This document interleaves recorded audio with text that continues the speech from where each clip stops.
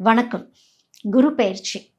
இந்த முறை வந்திருக்க குரு பெயர்ச்சி சாதாரணமான பெயர்ச்சி இல்லை அப்படிங்கிறது தான் உண்மை. ஏன்னா, குரு போய் உச்சமாகக்கூடிய இடம் கடகம் இல்லையா? தன்னுடைய வீட்டிலேயே போய் உச்சமாகிறார். அதாவது உச்சமடையக்கூடிய இடத்திலேயே உச்சமாகிறார். அ தனுசும், மீனமும் குருவின் வீடாக இருக்கிறது. அப்போ நம்ம தனுசோடைய குணநலங்களையும், மீனத்தோடைய குணநலங்களையும் நம்ம புரிஞ்சுக்கணும் அப்படிங்கிற ஒரு விஷயமும் இருக்கு இல்லையா? குரு எங்க போய் தங்குறாரோ, பார்க்கும் பார்வையே சிறந்த பார்வையா, குரு பார்வையா பார்க்கப்படுதுன்னு ஒண்ணு இருக்கு. அப்போ உச்சமடைஞ்சு அவர் பார்க்கும் பொழுது எப்படி இருக்கும்? அப்படிங்கிறது தான். அப்போ இந்த முறை குரு மட்டும் நகரல. காலமும் நகருது, கர்மாவும் நகருது. சனி, கேது, ராகு, சுக்கிரன் இவங்க எல்லாருமே ஒரு ரோல் ப்ளே பண்றாங்க அப்படிங்கிறத நம்ம புரிஞ்சுக்கணும். அதோட சந்திர கிரகணம், சூரிய கிரகணம் இவை அனைத்தும் வரக்கூடிய காலங்களாக இருக்கிறது. இயற்கை பேரிடர்களை நம்ம பார்க்கும்படியாக இருக்கிறது. திடீர்னு ஒரு பயம் வரும். இந்த குரு பெயர்ச்சி நடக்கறதுக்கு முன்னாடி இருந்தே சிலருடைய வாழ்க்கையில நிறைய மாற்றங்கள் வரதை நம்ம பார்த்திருந்திருப்போம் இல்லையா? அதாவது நல்லா வாழ்ந்துட்டு இருந்த குடும்பமா இருக்கும். திடீர்னு பார்த்தா ஒரு பிரிவினை இருக்கும். எதுக்கு பிரியறாங்க? என்ன? ஏது? என்ன விஷயமா இருக்கும்? அப்படிங்கிற ஒரு ஒரு தேடல் இருக்கிற மாரி இருக்கும். நிறைய ஆன்மீகத்தை நோக்கி போகக்கூடிய காலங்களை நம்ம பார்த்துட்டு இருப்போம். இதெல்லாம் இந்த குரு பெயர்ச்சி அப்படிங்கிறது மனிதனை எப்படி உருவாக்கப் போகுது அப்படின்னா, ஒரு மன வலிமையை கொடுக்கும். இந்த மன வலிமையை கொடுக்கக்கூடியது சனி அப்படிங்கிற ஒரு விஷயத்தையும் நம்ம புரிஞ்சுக்கணும். எப்படி மன வலிமை வரும்? சனி அந்த அளவுக்கு வாழ்க்கையில அவ்வளோ டெஸ்ட் வச்சிருக்கோம் அப்படின்னு ஒண்ணு இருக்கு. இத்தனை டெஸ்ட்டையும் தாண்டி குரு எப்படி உங்களுக்கு ஆசீர்வாதத்தை குடுத்தார் அப்படிங்கிற ஒரு விஷயத்தையும் மனசுல வச்சுக்கணும். ஏன்னா, சனி சொல்லிக் குடுத்த விஷயமே என்னவா இருக்கும் அப்படின்னா, விழுந்தாச்சு, யாருமே தூக்கி விட வரல. நீங்க எழுந்தீங்களா? இல்லையா? அப்படிங்கிற ஒரு விஷயம் தான். இல்ல எழுந்திருக்க தெரியுமா? அப்படிங்கிறத சனி ஒரு பாடத்த கண்டிப்பா கற்பிச்சு குடுத்திருப்பாரு. இப்ப குரு வருவார். கை மட்டும் தான் குடுப்பார். நம்ம தான் கைய பிடிச்சு ஏறி அடுத்தது என்ன? அடுத்த கட்டத்துக்கு எப்படி போகணும்? எப்படி நகர்ந்து போகணும்? அப்படிங்கிறத நம்ம தான் நம்மளுடைய புதன்கிற ஒரு கிரகத்த அந்த புதனுடைய அனுகிரகத்தையும் வாங்கி நம்ம செயல்பாட்டுக்குள்ள போகணும். ஏன்னா, புதன் இருக்கிற இடத்தையும் ஞாபகத்துல வச்சுக்கணும். புதன் மறைஞ்சிருக்குது. புதன் மறைஞ்சிருக்கும் பொழுது, மறைந்திருக்க புதன் என்ன வேணாலும் செய்ய முடியும். மறைந்திருக்கிற புதன் நிறைய சர்ப்ரைசஸ் குடுப்பாங்க. அப்ப மறைஞ்சிருக்க டேலண்ட்ஸ் வரும். அதாவது நிறைய பேத்துக்கு செல்ஃப் கான்ஃபிடன்ஸ் அப்படிங்கிற ஒரு விஷயம் இல்ல. மத்தவங்களையே பிலீவ் பண்ணிட்டு இருக்கிற ஒரு விஷயங்கள்லாம் இருக்கும். இதையெல்லாம் தாண்டி எப்படி இந்த குரு பெயர்ச்சி உங்க வாழ்க்கையில வெற்றிய காட்டப்போகுது அப்படிங்கிற ஒரு விஷயத்த இனிமேல் வரக்கூடிய 12 ராசிகளை பற்றி இப்ப நம்ம பார்ப்போம். மிதுன ராசி. மிதுன ராசிக்கு கடந்த ஒரு 2 1/2 வருஷமாவே லைஃப் ஒரு புஷ் அண்ட் புல் மாரியே இருந்திருக்கும். நடக்குது, நடக்கல. எனக்கு வர ஆப்பர்ச்சுனிட்டி வேற யாருக்கோ போயிடுச்சு. அது எப்படி கரெக்ட்டா எனக்கு அந்த ஆப்பர்ச்சுனிட்டி வரப்போ எப்படி இன்னொருத்தவங்க தட்டிட்டு போனாங்க. எங்கேயோ ஒரு விஷயம் மிஸ் ஆகுது. ஆனா என்ன மிஸ் ஆகுது?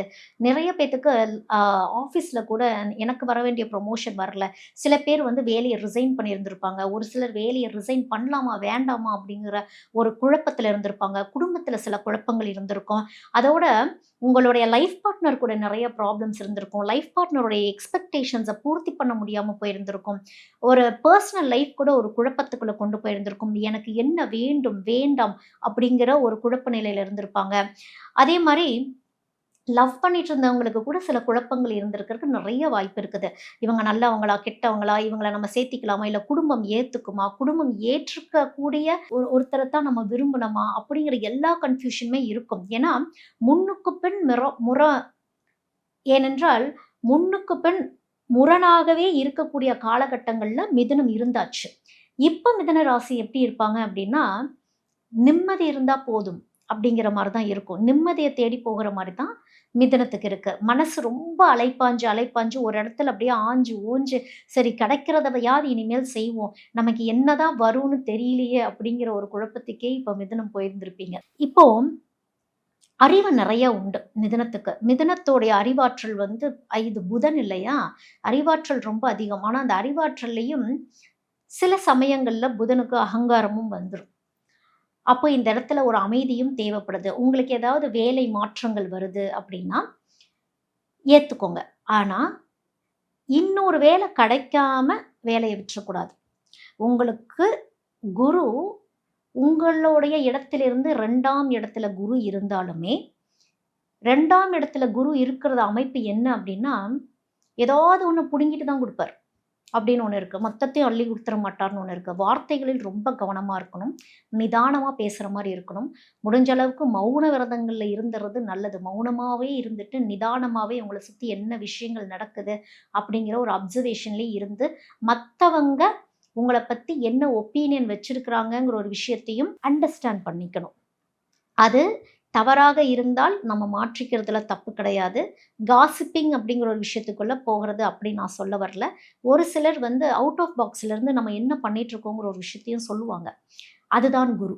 அப்படித்தான் குரு வந்து உங்களுக்கு சொல்லும் அப்படிங்கும் பொழுது, கேட்டுக்கிறது எதுவும் தப்பு கிடையாது. ஏன்னா மாற்றங்கள் நிறைய வரக்கூடிய ஒரு சிச்சுவேஷன்ஸ்குள்ள மிதுனம் போறீங்க. மிதுனத்துக்கு நான் சொல்லக்கூடிய விஷயமே என்ன அப்படின்னா, 2 1/2 வருஷம் அலையோ அலைன்னு அலைஞ்சிருப்பீங்க. எல்லாத்துக்குமே ஒரு மன நிம்மதியிலிருந்து, வேலையில இருந்து, பர்சனல் லைஃப்ல இருந்து, சில பேத்துக்கு வந்து விவாகரத்து சம்மந்தப்பட்ட விஷயங்கள் நிறைய மிதுனத்துக்கு இந்த முறை நடந்தது. சிலருக்கு இன்னும் விவாகரத்து போய்க்கொண்டிருக்கிறது.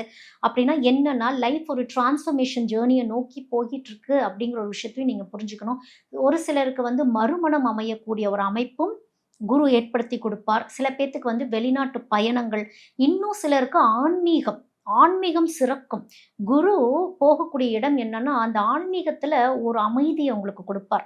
அப்போ தட்சிணாமூர்த்தி வழிபாடு. எங்கெல்லாம் தட்சிணாமூர்த்தி இருக்கிறாரோ, ஏன்னா மிதுனத்த பொறுத்தவரைக்கும் உலகத்தையே சுத்தி பார்க்கணும்னு நினைக்கக்கூடியவங்க தான் மிதுனம். அப்ப இந்த உலகத்துல அனைத்து குருமார்களுமே தட்சிணாமூர்த்தியே. அப்ப யாரெல்லாம் நீங்க குருவா நினைக்கிறீங்களோ, ஹிமாலயாஸ் போயிட்டு வர்றது, இமயமலையில போயிட்டு அங்க இருக்கிற குருமார்கள சந்திச்சுட்டு வர்றது, எங்கெல்லாம் குருமார்கள் இருக்கிறார்களோ, அவர்கள் அனைவரும் உங்களை வழிநடத்துவார்கள். முக்கியமாக சித்தர்கள். சித்தர்களை நிறைய சந்திக்கக்கூடிய அமைப்பு அப்படிங்கிறது மிதுனத்துக்கு இந்த குரு பெயர்ச்சி அபரிதமா கொடுக்கும். மிகவும் பர்சனல் லைஃப்ல நிறைய மாற்றங்கள் வரக்கூடிய விஷயங்கள நிறைய பேத்தோட வாழ்க்கையில நம்ம பார்த்துட்டு இருப்போம். நல்லாதாங்க போயிட்டு இருந்தது. திடீர்னு இப்படி மாறுச்சு. அப்புறம் ஒரு சிலர் சொல்லுவாங்க, என் வாழ்க்கை ரொம்ப சோதனையா போயிட்டு இருந்தது. திடீர்னு பார்த்தா ஒரு அப்லிஃப்ட், ஒரு அப்கிரேட் இருக்குது. அப்போ இது என்ன குரு மட்டும் தான் செய்றாரா? அப்படின்னா, ஒவ்வொரு பிளானட்டோடைய ஆக்டிவிட்டீஸும் இத பண்ணிக்கிட்டு இருக்கு அப்படிங்கிற ஒரு விஷயத்தையும் நம்ம புரிஞ்சுக்கணும். இப்போ சனி அப்படின்னு பார்க்கும்பொழுது, சனி அமர்ந்துக்கக்கூடிய இடத்துல இருந்து பார்க்கும்பொழுது, கர்மா ரொம்ப ஹெவி ஆகுது அப்படின்னே சொல்லலாம். இந்த சனி செய்யக்கூடிய விஷயம் என்னவா இருக்கும் அப்படின்னா, என்னென்ன மிஸ்டேக்ஸ்லாம் நம்ம பண்ணியிருப்போம் அப்படின்னு ஒண்ணு இருக்கு இல்லையா? அத அதுக்கான தண்டனைகளையும், மாற்றங்களையும் கொடுக்கக்கூடியது தான் சனி செய்யக்கூடியதா இருக்கும். என்னதான் குரு பெயர்ச்சி நடந்தாலுமே, குருவோடைய குணத்தையும் நம்ம புரிஞ்சுக்கணும். குரு எப்பவுமே காத்திருப்பார். காத்திருந்து தான் குடுப்பார். உடனே வாங்க அப்படின்னு குடுத்துற மாட்டார். குருவ பொறுத்தவரைக்கும் எல்லாத்தையுமே எக்ஸ்பான்ஷன் பண்ணி கொண்டு போகக்கூடியது. அதாவது விரிவுபடுத்தி கொண்டு செல்லக்கூடியது. நீங்க என்ன கர்மாவை சேர்த்து வைத்திருந்தீர்களோ, சனி சொல்வதை குரு கவனிப்பார் அப்படின்னு ஒண்ணு இருக்குது. சனி அவரு வந்து நியாயவான் இல்லையா? அவ்வளோ சீக்கிரம் குருவ இயங்க விட மாட்டார்ன்னே ஒண்ணு இருக்கு. என்னன்னா, குரு காப்பாத்துவார். எப்படி காப்பாத்துவார்ன்னா, சனியோடைய நியாய தர்மங்களை பார்த்து காப்பாத்துவார் அப்படிங்கிற ஒரு விஷயம் இருக்குது. இப்போ குரு குடுக்கும் பொழுது ராகு தூண்டுவார்ன்னு ஒண்ணு இருக்கு. அதோட ஆன்மீகத்தை நோக்கி போகக்கூடிய அமைப்பு இப்ப இருக்குதுன்னு சொன்னேன் இல்லையா? கேது. கேது எதெல்லாம் நிரந்தரம் இல்லையோ வாழ்க்கையில, எதெல்லாம் உண்மை நிலைகள் இல்லையோ, அத்தனையும் மாற்றி அமைத்து ஆன்மீகத்தை நோக்கி எந்த எதிர்பார்ப்பும் இன்றி கொண்டு செல்லக்கூடியதாகவே இந்த குரு பெயர்ச்சி காலம் இருக்கும் அப்படிங்கிறதையும் நம்ம புரிஞ்சுக்கணும். சிலர் கேட்பாங்க, திடீர்னு என்னடா லைஃப் வந்து நல்லா போயிட்டு இருந்தது. என் வாழ்க்கை ஏன் இப்படி மாறுச்சுன்னு தெரியல. என் கூட ஒரு உறவா இருந்தவங்க ஏன் என்னை விட்டு போனாங்கன்னு எனக்கு தெரியல. எனக்கு எதுக்கு இப்படி ஒரு துரோகங்களை நான் சந்திச்சேன் அப்படிங்கிற மாதிரிலாம் இருக்கும். கூடயே இருந்தாங்க.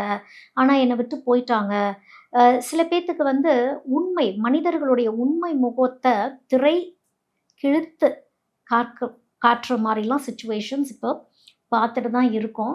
இன்னும் பார்ப்போம் அப்படிங்கிறதும் ஒண்ணு இருக்கு. இந்த காலம் வந்து வாழ்க்கைய நடத்துற காலம் கிடையாது. அப்படியே விதியவே மாத்துற காலமா தான் இன்னும் வரக்கூடிய குருப்பெயர்ச்சி காலங்கள்ல இருந்து நம்ம பார்ப்போம். இப்போ ராகுவ பத்தியும் நம்ம தெரிஞ்சுக்கணும். ராகு அப்படிங்கிறது வெறும் மாயையை மட்டும் தூண்டக்கூடிய விஷயம் கிடையாது. ராகு சொல்லக்கூடிய விஷயத்தையும் நம்ம புரிஞ்சுக்கணும்.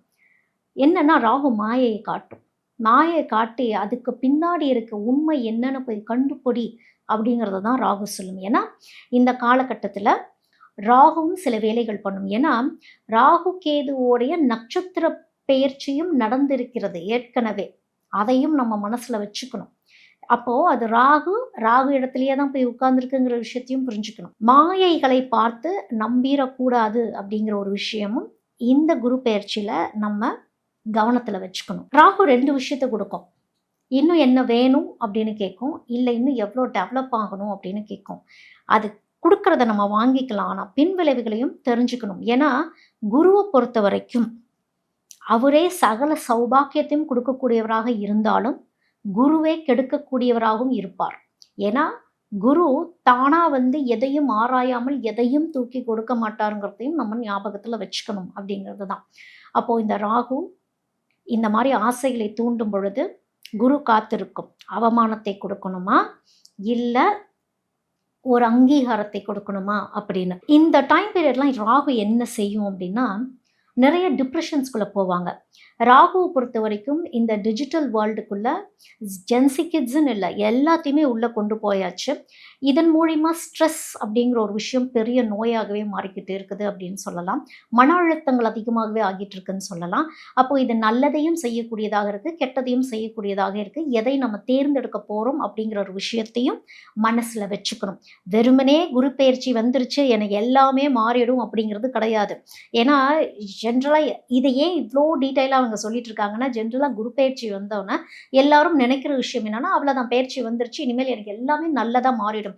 நாம் செய்த கர்மங்களும், ஏன்னா சனியும் இங்க பவர்ஃபுல்லான இடத்துல தான் உட்கார்ந்துட்டு இருக்குங்கிறத நம்ம புரிஞ்சுக்கணும். இப்போ ராகு உங்களுக்கு நல்ல இடத்துல இருக்கா, கெட்ட இடத்துல இருக்கா அப்படிங்கிற ஒரு விஷயத்தையும் நீங்க புரிஞ்சுக்கணும். ராகு பயத்தையும் கொடுக்கும் அப்படின்னு ஒண்ணு இருக்குது. நல்ல இடத்துல இருந்தா உயர்த்தி கூட்டிட்டு போயிடும்.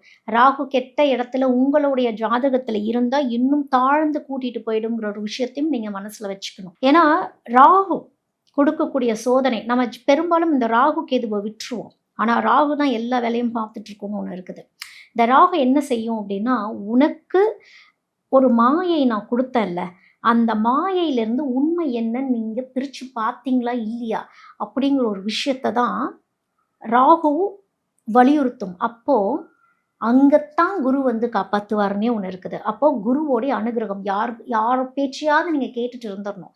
யார்கிட்டயாவது ஒரு கைடன்ஸ் நீங்க வாங்கிட்டு இருந்துரணும் அப்படிங்கிறதுக்கு தான் குரு அனுகிரகம் வேணும் அப்படின்னு சொல்றது. இப்போ கேதுவும் ரொம்ப பவர்ஃபுல்லா இருக்கு. கேதுவோடைய வேலையே என்னவா இருக்கு அப்படின்னா, ஆன்மீகத்துக்கு இழுத்து சென்று கொண்டு இருக்கின்றது அப்படிங்கிறது தான். ஆனா இந்த ஆன்மீகத்துக்கு கேது கூட்டிட்டு போகுது அப்படின்னாலே, எதிலெல்லாம் நம்ம பற்றோடு இருக்கிறோமோ அத்தனை பற்றையும் பற்றற்று கொண்டு வந்து முதல் தெய்வத்தை கேள்வி கேட்க வைக்கிறதே கேது தான்.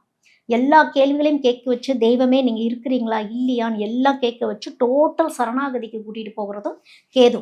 அப்படித்தான் இந்த முறை ஆன்மீகத்திற்கு நிறைய பேர் போவாங்க. தெய்வங்களை தேடி தேடி போவாங்க. அதாவது சிவன், முருகர், கிருஷ்ணர் இந்த 3 தெய்வங்களையும் சுத்தி சுத்தி தேடி போவாங்க.